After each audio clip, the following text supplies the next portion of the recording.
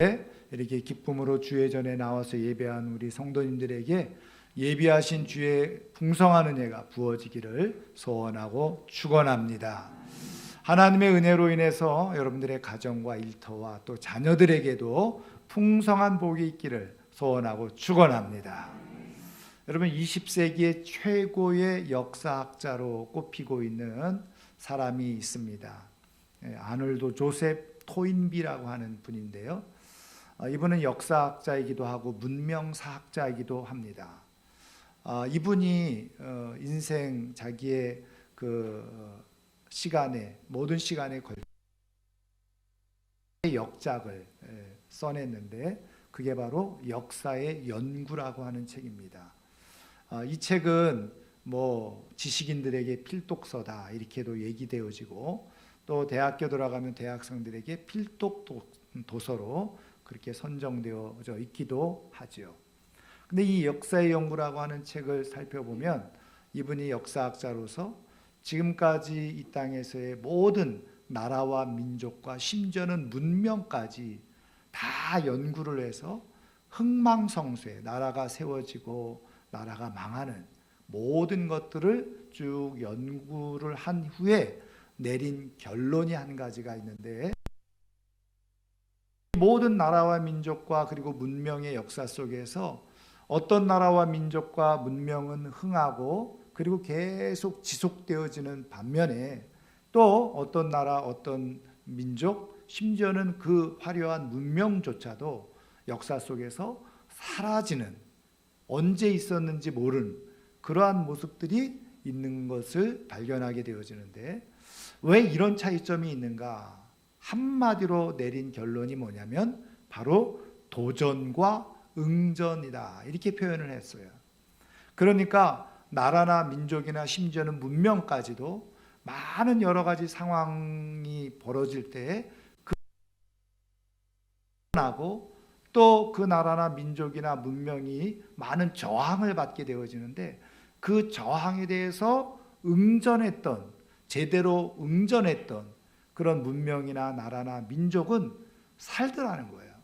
그런데 그것을 제대로 대응하지 못했던 나라들, 민족들, 문명들은 다 역사 속에서 사라졌더라는 거죠. 그런데 이것이 그냥 단순히 세상 역사에서만 그런 것이 아니라 성경을 통해서 기독교 역사 속에서도 동일한 원리가 사실은 적용되어지더라는 거죠. 여러분, 이 기독교 역사, 어떤 역사는 또 어떤 성도들은 믿음으로 끝까지 잘 살아내는, 아무리 힘들고 어려운 상황 속에 있어도 그것을 잘 이기고 버티고 영광을 보는 그런 성도가 있는가 하면 그렇지 못한, 중간에 패배하고 실패하고 또 멸망의 거꾸로 빠져들어가는 그러한 사람들도 있더라는 거죠. 여러분, 이 도전이라는 말이 무슨 말이냐? 뭐 여러 가지 어떤 상황 속에서 내가 정면으로 맞부딪혀 싸우는 걸 도전이라고 그래요. 그럼 응전이라는 건 뭐냐? 앞서 말씀드린 것처럼 그런 도전들이 막 일어나게 될 때 그것에 또 싸우는 것, 그것을 응전 이렇게 말하는 거죠. 그래서 이 도전과 응전을 잘했던 믿음의 사람들은 하나님의 영광을 보는 거예요. 그리고 이 도전과 응전을 제대로 하지 못했던 그런 사람들은 오늘 우리가 읽지는 않았습니다마는 10장 39절 마지막 절에 보면 이렇게 되어져 있어요. 우리는 뒤로 물러가 멸망할 자가 아니요 그랬어요. 뒤로 물러가서 멸망하는 그런 모습들을 가지고 있다는 거죠. 그런 의미에서 이 도전과 응전은 사실은 같은 의미를 내포하고 있는데 한마디로 정의하면 이런 거예요. 적극적으로 대응하는 모습, 그게 공통점이에요. 도전도 그렇고 응전도 그렇고 적극적으로 대응하는 거예요. 그럼 반대는 뭐예요? 소극적으로 대응하거나 대응하지 못하는 거죠. 소극적으로 대응하거나 그것을 대응하지 못하면 오늘 말씀대로 나와 있는 것처럼 결국은 뒤로 물러가 침륜에 빠져 멸망하게 되어지는. 그러나 그 상황에 대해서 적극적으로 반응하고 적극적으로 부딪혀 대응하게 되어지는 사람, 그 사람이 하나님의 영광을 본다는 것입니다. 저는 오늘 이 아침에 나온 우리 사랑하는 성도님들은 이 땅에서 주어진 이 세상 속에, 이 광야 한가운데 속에서 숱한 그런 도전들에 적극적으로 반응하고 대응함으로 말미암아서, 응전함으로 말미암아서 하나님께서 우리의 인생에 주시고자 하는 영광을 다 볼 수 있는, 끝까지 살아낼 수 있는 하나님의 사람들 되기를 주님의 이름으로 축원합니다. 그래서 하나님은 성경을 통해서요, 우리에게 끊임없이 이 세상을 향해서, 이 세상의 악에 대해서 도전하고 응전하도록 우리에게 말씀을 해주고 계시는데요. 그럼 도대체 하나님의 이 도전과 응전은 무엇이냐는 거죠. 여러분, 우리가 보통 이 도전과 응전, 그래서 나와 있는 것처럼 맞부딪혀 정면 승부하는 것이라고 했는데, 그럼 우리는 세상을 향해서 칼 들고 창 들고 무력으로 힘으로 나가서 싸워야 된다는 말이냐? 그런 것이 아니죠. 그럼 하나님은 어떻게 우리로 하여금 도전하고 응전하도록 말씀하고 계시냐는 건데요. 오늘 우리가 읽은 말씀에서 이 세상에서 하나님은 우리가 어떻게 도전하고 응전하기를 원하시는지 우리가 한번 찾아보려고 하는데, 여러분, 오늘 먼저 이 말씀을, 읽은 말씀을 우리가 살펴보기 전에 히브리서 전체 배경을 간단하게 말씀드리면, 히브리서 저자가 왜 이 말씀을 기록하게 되어졌는지, 하나님은 성령님을 통해서 이 히브리서 저자에게 왜 이 말씀을 기록해서 교회들에게 들려주고 계시는지, 그 배경을 우리가 잠깐 살펴보면, 오늘 우리 히브리서는요, 유대인들에게만 특별히 주시는 말씀이었다는 거예요, 당시에. 그럼 왜 유대인들에게만 주시는 말씀이었느냐? 여러분, 유대인들은 처음에 예수님을 인정하지 않았죠. 부정했죠. 근데 사도들에 의해서, 제자들에 의해서 예수님의 죽으심과 부활이 증거되어지면서 유대인들 가운데 예수님을 믿는 사람들이 생겨나게 된 거예요. 그것을 우리는 뭐라고 얘기합니까? 기독교로 뭐 개종을 했다든지, 기독교로 뭐 전향을 했다든지 방향을 바꾼 거죠. 그래서 예수님을 믿는 사람들이 있었어요. 그런데 이 예수님을 믿을 때에 예수님이 곧 다시 오실 것이다 라고 기대하고 믿었고, 그 믿음으로 인해서 하나님께서 주실 복을 기대했는데, 복이나 주님이 다시 오시기는커녕 동족 유대인들로부터 유대교를 버리고 기독교를 믿었다는 것 때문에 동족들로부터 핍박과 박해, 심지어는 소외, 왕따시키는 거예요. 그런 일들이 일어나게 된 겁니다. 근데 거기다 엎친 데 덮친 격으로 그 당시에 모든 나라를 지배하고 있었던 로마 제국조차도 기독교를 인정하지 않고 기독교를 믿는 사람들을 탄압하기 시작한 거예요. 핍박하고 박해하기 시작한 거예요. 그러니까 이 유대인들로서 동족 유대인들로부터도 인정받지 못하고 로마 제국으로부터도 핍박과 박해만 받고 믿음을 지키면서 살아가기가 정말 힘들고 어려운 상황 가운데 놓여져 있게 된 거예요. 그런데 그때 몇몇 이 기독교인들 가운데는 믿음을 버린 거죠. 예수님을 버린 거예요. 그리고서 다시 유대교로 돌아가는 그런 사람들이 있게 되어진 겁니다. 그런 상황 가운데 하나님은 이들에게 온전한 믿음을 갖도록 하기 위해서 이 말씀을 기록해 주고 있는데, 히브리서 말씀의 내용은 뭐냐면, 그 유대교에서 천사들을 숭배하고 모세고 대제사장을 귀하게 여기는 이런 것들보다, 천사들보다 모세보다도 대제사장보다도 훨씬 우리에게 복으로, 그리고 가장 우월하시고 탁월하시고 존귀하신 분, 우리에게 꼭 필요한 분이 누구냐? 바로 예수 그리스도시다. 그거를 말씀해주고 가르쳐줘요. 그러니까 유대교인들은 천사들을 숭배하고 모세를 숭배하고 뭐 대제사장들을 최고로 그렇게 여기고 있지만, 그들보다도 훨씬 뛰어나고 그리고 탁월하고 그리고 우리에게 유일하게 생명을 주시는 분은 바로 예수님이니 예수님을 떠나지 말아야 된다. 그것을 가르쳐주고 말씀해주고 계시는. 그러면서 자, 우리가 읽은 말씀이 오늘 히브리서 10장 19절 말씀인데요. 그 앞에 18절까지가 예수 그리스도가 왜 우월하시고 탁월하신 분인지, 우리에게 꼭 필요한 구원자이신지를 설명해 준 내용이에요. 그리고서 오늘 우리가 읽은 19절부터는 이제 이렇게 예수 그리스도로 말미암아서 우리가 구원을 입었으니 이 세상에서 예수님을 믿고 살아가기 위해서 필요한 도전과 응전이 있는데 그것이 무엇인지를 가르쳐주고 있는 것이 오늘 우리가 읽은 19절 이하서부터 히브리서 마지막 13장까지의, 자, 그래서 오늘 우리가 먼저 19절부터 22절까지의 내용을 살펴보았는데, 그러면 우리가 이렇게 이 땅에서 믿음을 가지고 지키면서 살아가는 것이 때로는 힘들고 어렵고 외롭고 고단하고 그리고 고통을 겪는 그런 상황 가운데 있을 때에, 우리로 하여금 많은 회방과 방해를 겪고 있는 이때에 우리가 어떻게 이 모든 상황을 도전하고 응전을 해서 하나님의 영광에 참여하고 살아갈 수 있느냐는 거죠. 하나님께서 오늘 그 도전과 응전의 방법을, 가장 아름다운 도전이 무엇인지를 우리에게 가르쳐주고 계시는데, 자, 여러분 19절 말씀 보면 이렇게 되어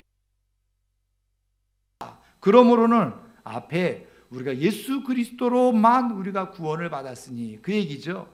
그리고서 권면해 주는데 22절 마지막 절 부분에 보면 이렇게 되어 있어요. 참 마음과 온전한 믿음으로 하나님께 나아가자. 지금 성령님을 통해서, 히브리서 저자를 통해서 지금 기독교인들에게 이 세상에서 도전하고 응전하는 가장 적극적인 방법, 첫 번째가 뭐냐? 온전한 마음, 참 믿음으로 하나님께 나아가자는 거예요. 여러분, 지금 우리가 가지고 있는 성경에는 그냥 하나님께 나아가자 이렇게로 번역이 되어져 있는데, 여러분 헬라어 성경 원어 그리고 영어 성경을 찾아보면 하나님께 가까이 다가가자 이렇게 표현해 주고 있어요. 여러분, 이상하지 않아요? 우리가 말씀드린 것처럼 우리를 박해하고 핍박하고 회방하고 우리를 못살게 굴면 우리가 도전하고 거기에 대해서 적극적으로 대응하고 응전한다 그러면 어떻게 해야 됩니까? 나가서 직접 맞대응해서 싸우든지 다투든지 말이죠. 적극적으로 물리적으로 힘으로 대항해야 되는 것 아니에요? 그래야지 적극적인 대항 아닙니까? 그런데 오늘 성경은 하나님께 오히려 더 가까이 가라고 말씀합니다. 여러분, 하나님께 가까이 가는 게 혹시 우리가 세상을 향해서 피해 도망가는 것 혹은 회피하는 것처럼 느껴지지 않습니까? 우리는 뭔가 도전, 응전 그러면 나가서 피 터지게 막 싸워야지 도전하는 거고 응전하는 것이라고 생각하고 그렇게 해야 된다라고 생각하기 쉬워요. 그런데 오늘 하나님은 우리가 이 시대에, 또 예전에도 그랬고, 우리에게 정말 이 믿음을 지키기가 어렵고 이렇게 힘들고 어려운 시대 속에서 진짜 이 시대를 뛰어넘을 수 있는 참된 도전과 응전은 뭐냐? 하나님께 가까이 나가는 것이다. 그렇게 말씀하고 있다. 여러분, 왜 하나님께 가까이 나가는 게 왜 이 시대를 뛰어넘고 이 시대를 응전해서 살아남을 수 있는 길이냐는 거예요. 자, 그 힌트가 오늘 앞에 19절 20절 말씀에 있어요. 자, 19절 20절 말씀을 우리 한번 같이 읽어볼까요? 그러므로 형제들아, 우리가 예수의 피를 힘입어 성소에 들어갈 담력을 얻었나니 그 길은 우리를 위하여 휘장 가운데로 열어놓으신 새로운 살 길이요 휘장은 곧 그의 육체니라. 아멘. 우리가 너무나도 잘 알고 있는 것처럼요, 여러분, 성소는 하나님이 계시는 곳이에요. 성소에 들어가야지만 하나님을 만나는 경험을 할 수가 있었다는 거예요. 근데 그 성소는 아무나 들어가지 못했어요. 1년에 그것도 한 번 대제사장만 들어갈 수 있었다는 거예요. 근데 이 성소에 들어가려면 큰 두꺼운 휘장, 천으로 짠 휘장인데, 이런 뭐 커튼이 아니에요. 영어 성경에는 커튼으로 되어 있는데 그 두께만요 30cm에서 50cm가 되는 어마어마한 두께의 휘장이에요. 여러분, 30cm에서 50cm면 뭐 이 정도 되잖아요. 여러분, 천으로 이렇게 짜보려고 그러면 얼마나? 그래서 이 휘장 무게만도 뭐 몇 톤이 된다 할 정도. 근데 그게 찢어지겠어요? 찢어질 수가 없잖아요. 근데 그게 찢어졌다는 거예요. 어떻게? 예수 그리스도께서 십자가에 죽으셨을 때 그 휘장이 찢어졌어요. 그래서 오늘 말씀에 보면 휘장은 곧 그의 육체라. 예수님의 몸이 십자가에 죽으시면서 그 휘장이 상징적으로 찢어요. 실제로 또 성경에 보면 찢어졌다가 나와 있죠. 그 얘기는 뭐냐면 예수 그리스도를 통해서 누구든지 이제는 성소에 들어가는, 다시 말하면 하나님께 가까이 갈 수 있는 기회를 얻었다는 거예요. 그런데 오늘 표현이 20절에 보세요. 그 길은, 그러면서 우리를 위하여 휘장 가운데로 열어놓으신 새로운 살 길이요, 이렇게 했어요. New and 그 다음에 Living Way라는 거예요. Living Way. 그러니까 예수님을 통해서 하나님의 성소로 가는 그 길을 열어놓으셨는데 그 길이 도대체 어떤 길이냐? 새로운 길이고 Living Way, 살 길이라는 거예요. 살아있는 길, 살 수 있는 길이라는 거예요. 왜 하나님을 가까이 하는 것이 우리에게 유익이 되고, 왜 하나님을 가까이 하는 것이 우리의 인생을 뛰어넘는, 세상을 뛰어넘는 도전이고 응전이 되느냐? 바로 그 길이, 하나님을 가까이 하는 길이 우리의 살 길이기 때문에 그렇다는 거예요. 그게 우리가 살 길이라는 거예요. 다른 길이 없는 거예요. 하나님께서 예수 그리스도를 통해서 이 험한 광야 같은 한가운데서 숱한 믿음의 도전을 받고 있는 이 상황 속에서, 우리의 믿음을 시험하는 이곳에서 그것을 다 이기고 주시는 영광의 자리까지 들어가기 위해서 유일하게 살 수 있는 길이 하나님을 가까이 하는 길이라. 그 길을 예수님께서 우리를 위해서 놓아주셨다는 거예요. 여러분, 하나님을 가까이 하는 것이 우리가 살 길임을 믿으시기를 주님의 이름으로 축원합니다. 자, 그러면 왜 하나님을 가까이 하는 것이 우리가 살 수 있는 길이냐는 거예요. 그 비밀을 우리가 구약성경에서 한번 찾아보겠습니다. 자, 우리 구약성경 6번째 책이죠. 여호수아서를 한번 찾아보세요. 자, 구약성경 여호수아서 1장입니다. 구약성경 제가 가지고 있는 성경으로는 356페이지예요. 자, 여호수아서 23장 8절부터 11절까지입니다. 찾으셨죠? 356페이지. 자, 여호수아 23장 8절부터 11절 우리 같이 천천히 한 목소리를 읽겠습니다. 오직 너희의 하나님 여호와께 가까이 하기를 오늘까지 행한 것 같이 하라. 이는 여호와께서 강대한 나라들을 너희 앞에서 쫓아내셨으므로 오늘까지 너희에게 맞선 자가 하나도 없었느니라. 너희 중 한 사람이 1000명을 쫓으리니 이는 너희 하나님 여호와 그가 너희에게 말씀하신 것 같이 너희를 위하여 싸우심이라. 그러므로 스스로 조심하여 너희의 하나님 여호와를 사랑하라. 아멘. 여러분, 이 말씀은요, 이스라엘을 모세 후계자가 되어져서 가나안 땅에 인도하여 드렸던 여호수아가 이제 가나안 땅 이스라엘 백성들을 다 들여보내고 그 땅을 정복하고 지파별로 땅을 다 분배한 다음에 여호수아가 이제 사명을 마쳤으니 은퇴할 때가 되어졌어요.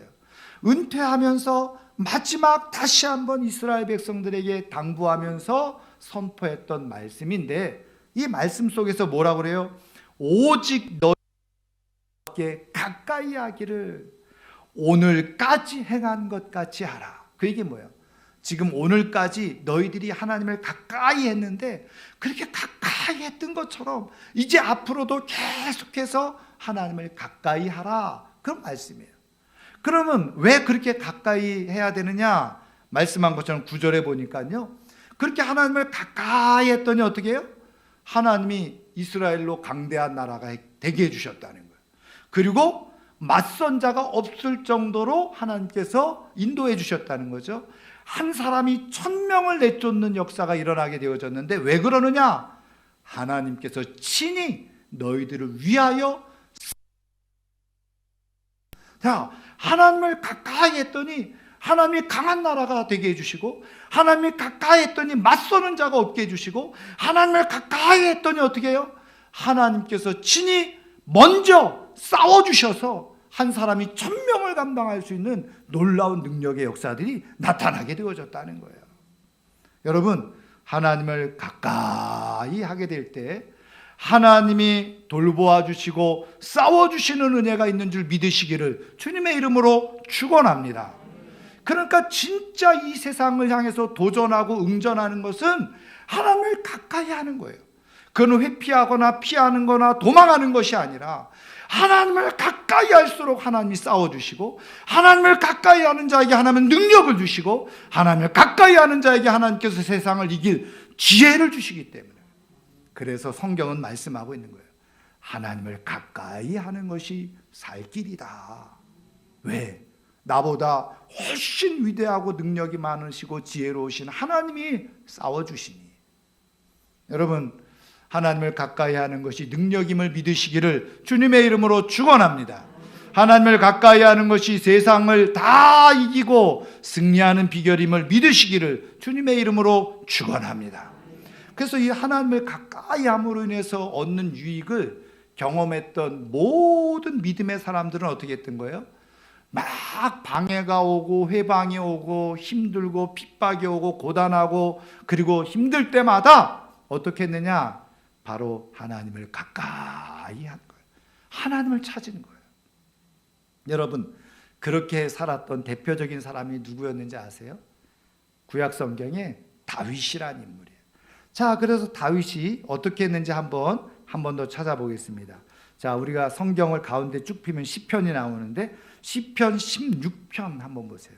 우리가 몇 주 전에 주일날도 한번 살펴본 말씀이기도 합니다만은, 자, 우리 구약 성경 제가 가지고 있는 것으로 812페이지입니다.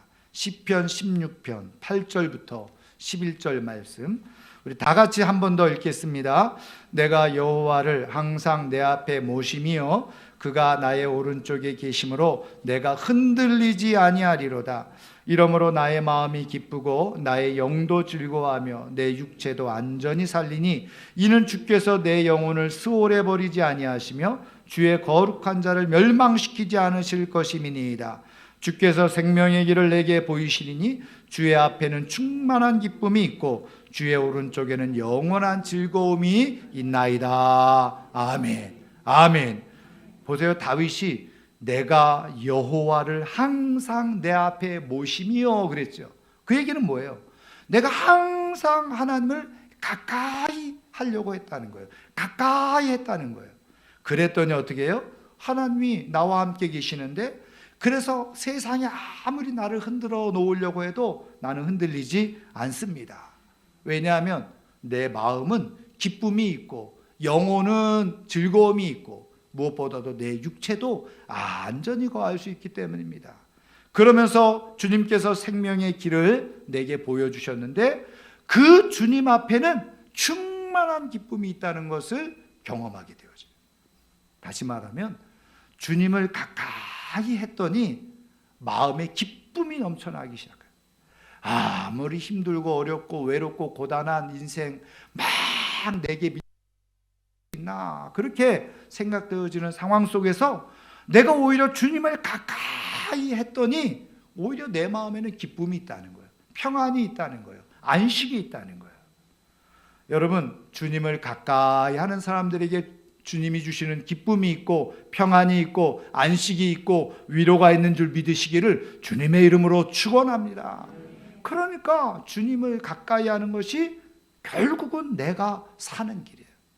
그래서 주님을 가까이 하는 사람들은요, 끝까지 넘어지지 않고 무너지지 않고 뒤로 물러서지 아니하고 정확한 도전과 응전을 통해서 세상을 돌파하고 광야를 돌파해서 하나님 보는 은혜가 있는 줄 믿으시기를 주님의 이름으로 축원합니다. 사랑하는 성도 여러분, 하나님을 가까이 하시기를 주님의 이름으로 축원합니다. 자, 그러면 하나님을 가까이 한다는 게 도대체 뭐냐는 거죠. 앞서 우리가 여호수아 말씀을 보니까 너희가 지금 오늘까지 하나님을 가까이 한 것처럼 하라고 그렇게 말씀하죠. 그러면서 11절에 뭐라고 말씀하세요? 여호와를 사랑하라 이렇게 말씀하세요. 그러니까 하나님을 가까이 한다는 게 뭐냐? 하나님을 사랑한다는 거예요. 그런데 여러분, 뭐 하나님을 가까이 한다, 하나님을 사랑한다. 여러분, 그러면 하나님을 사랑하는 표현이 도대체 무엇입니까? 뭐 다 내가 성경을 읽거나 기도하거나 하나님께 예물을 드리거나 봉사하거나 다 이거 다 하나님을 가까이 하고 하나님을 사랑하는 한 표현일 수 있어요. 그런데 오늘 우리에게 주신 말씀 속에서 하나님을 가까이 한다는 정확한, 하나님을 사랑한다고 하는 정확한 표현이 하나 있는데, 여러분 21절 말씀 보세요. 21절. 자, 21절 말씀에 보면 또 하나님의 집 다스리는 큰 제사장이 계시매. 누구죠? 예수님이잖아요. 근데 그 예수님이 어디에 있어요? 하나님의 집을 다스리는 큰 제사장, 예수님이. 그래서 하나님의 집을 다스리는 큰 제사장이 계시니 우리가 하나님께 나아가잖아요.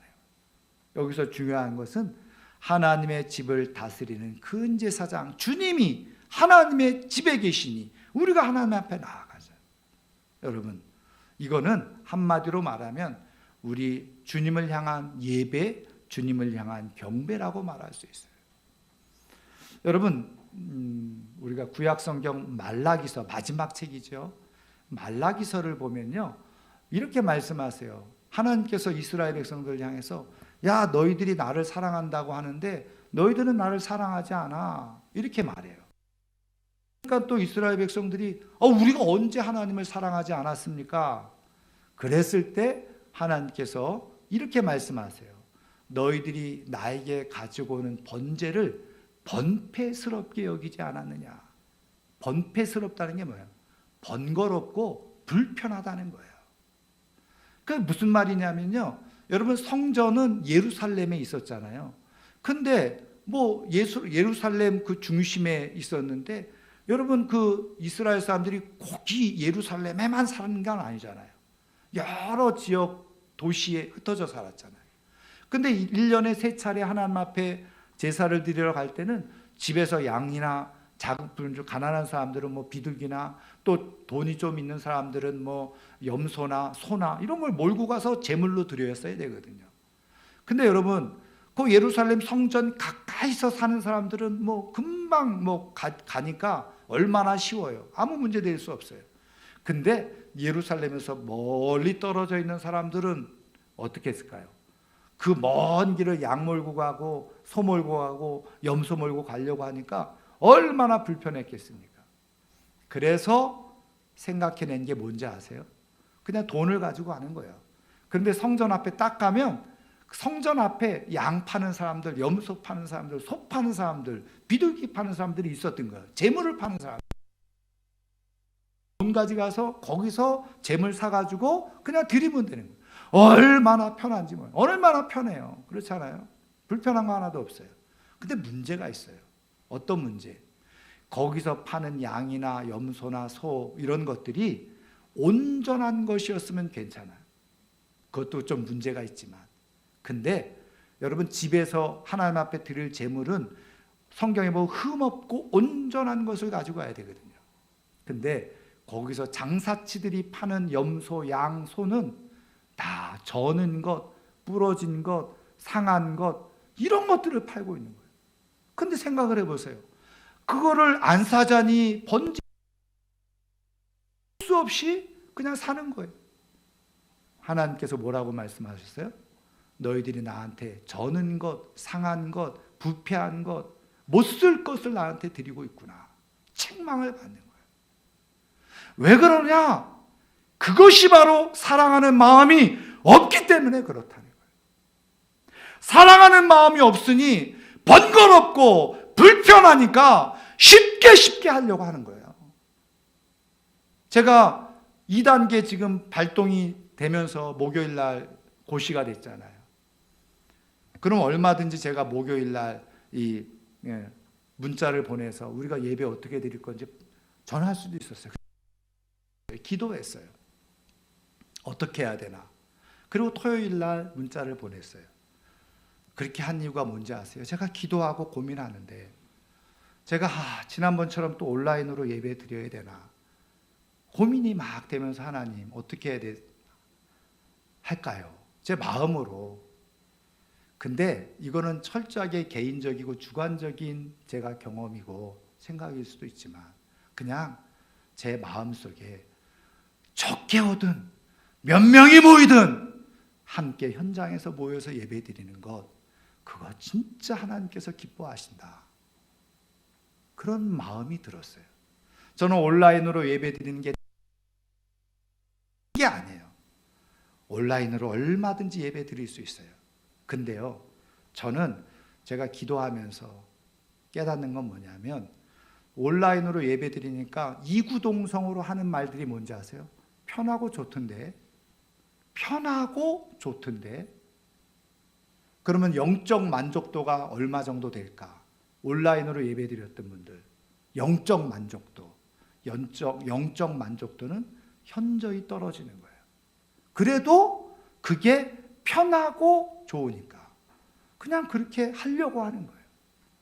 저는 지금 우리 교회들이 엄청난 도전 앞에